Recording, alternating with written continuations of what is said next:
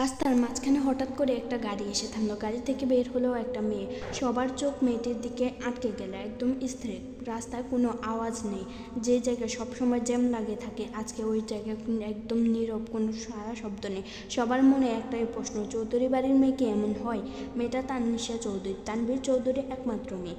সব মেয়েদের থেকে একদমই ভিন্ন, দেখতে একদম রূপবতী, গুণবতী, আসমানের পরে। ছোট থেকে পর্দা করে, তার শুধু চোখগুলোই দেখা যায়। চোখ দুটি যেন তার টানা টানা হরিণের চোখের মতো। ব্যবহার তার মাশাআল্লাহ, সব গুণের অধিকারী। রং হলুদ বর্ণের, সবার নয়নের মণি। বলতে গেলে তানভীর চৌধুরীর প্রাণ।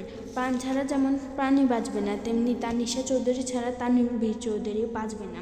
তানভীর চৌধুরী পেশায় একজন সেনাবাহিনীর কমান্ডার। প্রায় সময় শহরের বাইরে থাকে, পুরো জেলাটা তার উপর নির্ভরশীল। তানভীর চৌধুরী প্রায় 8 মাস ধরে বাড়িতে আসেনি।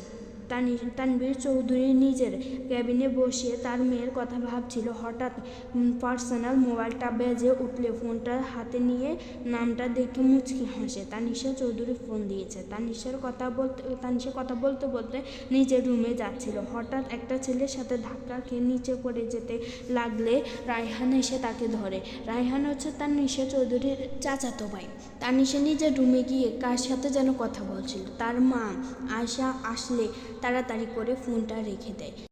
আয়শা খাবার টেবিলে ডাকছিল।